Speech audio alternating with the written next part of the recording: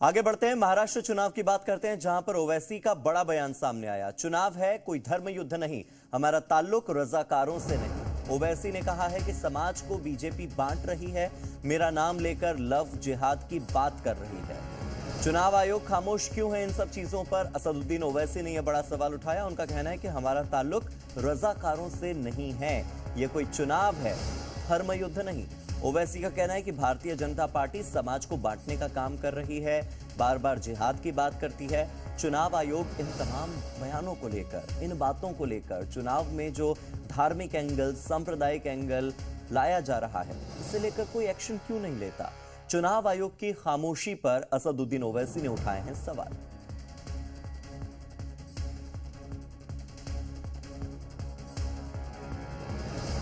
अरे भैया, नरेंद्र मोदी की कॉन्स्टिट्यूंसी में मेजॉरिटी कम हो गई। गुजरात में वो लोग एक सीट हार गए, महाराष्ट्र में हार गए। हाँ, फिर आप राजस्थान में, जहाँ पर प्रधानमंत्री जाकर बोले थे कि मंगलसूत्र निकाल के दे देंगे मुसलमानों को, हिंदू बहनों गलों, हैदराबाद में 3,40,000 वोटों से हारे। ये लोकशाही है, यहाँ पर धर्म युद्ध कहाँ से आ गया? अरे कुछ तो शर्म करो तुम लोग। 10 साल से सत्ता में हो, पूरी मलाई खा ली है देश की, और तुम धर्म युद्ध की बात कर रहे हो। 2,800 किसान मर गए महाराष्ट्र में 2023 में, धर्म युद्ध तुम्हारा कहाँ गया? उसमें क्या बात कर रहे हो लोग? तुम आप इलेक्शन कमिश्नर ऑफ इंडिया को इस तरह के वाहियात अनाप शनाप जो स्टेटमेंट आ रहे हैं बीजेपी की तरफ, इसका नोटिस लेना चाहिए। और ये क्लियर कट वायलेशन है मॉडल कोड ऑफ कंडक्ट का। और बोल रहे हैं जिहाद, कहे का जिहाद? कहाँ का जिहाद हो रहा है? धर्म युद्ध कहाँ हो रहा है? आप तो हिंदू मुसलमान लड़ाने की बात कर रहे हैं, आप तो वही उस तरह रोटी सेकना चाहते हैं अपनी, आप दिखाने को कुछ है ही नहीं आपके पास। तो इसलिए अब आप आगे हैं असली नफरत के एजेंडे के ऊपर। देवेंद्र फडणवीस का बयान सुना हुआ, आपको रजाकारों के वंशज कहा। उन्होंने कहा कि इन्होंने मराठाओं पे अत्याचार किए, जमीनें लूटी। एक बात सुनो, हमारा कोई ताल्लुक नहीं है रजाकारों से। जो रजाकार थे वो पाकिस्तान भाग गए, जो वफादार थे देवेंद्र फडणवीस की रातों की नींद हराम कर रहे हैं। असदुद्दीन ओवैसी को आपने सुना। महाराष्ट्र में चुनाव की तारीख जैसे जैसे नजदीक आती जा रही है, सियासी पारा उतना ज्यादा चढ़ता जा रहा है। वोटिंग से पहले महाराष्ट्र में जिस नए मुद्दे ने एंट्री ली है, वो है मराठा वर्सेस रजाकार का।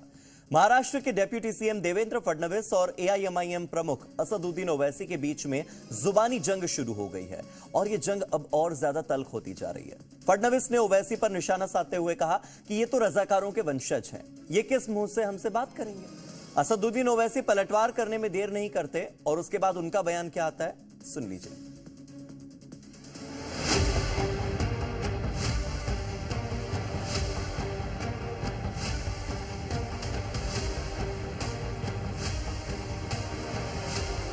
ये रजाकारों के वंशज है। ये लोग मीर जाफर और मीर सादिक के एजेंट है, याद रखिए। महाराष्ट्र चुनाव में वोट जिहाद के बाद अब वोट धर्म युद्ध का नया पॉलिटिकल गेम शुरू हुआ। महाराष्ट्र लड़ाई अब मराठाओं वर्सेस रजाकारों के बीच आ चुकी है। फडणवीस और एआईएमआईएम चीफ असदुद्दीन ओवैसी के बीच वार पलटवार का नया चैप्टर खुल चुका है। दरअसल देवेंद्र फडणवीस ने ओवैसी पर निशाना साधते हुए कहा था कि रजाकारों के वंशज हैं। जिन रजाकारों ने हमारे मराठवाड़ा के लोगों पर अत्याचार किए, जमीनें लूटी, हमारे परिवार वालों को तहस नहस किया, ये उनके वारिस हैं।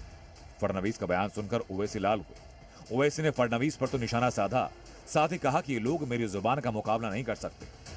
देवेंद्र फडणवीस बोले, सुनो ओवैसी, ए देवेंद्र फडणवीस, याद रखो तुम मेरी जबान का मुकाबला नहीं कर सकते ना। अगर तुम मोदी अमित शाह भी बैठ गए तो मेरी जबान का मुकाबला नहीं कर सकते। ऐसा है, ये रजाकारों के वंशज है।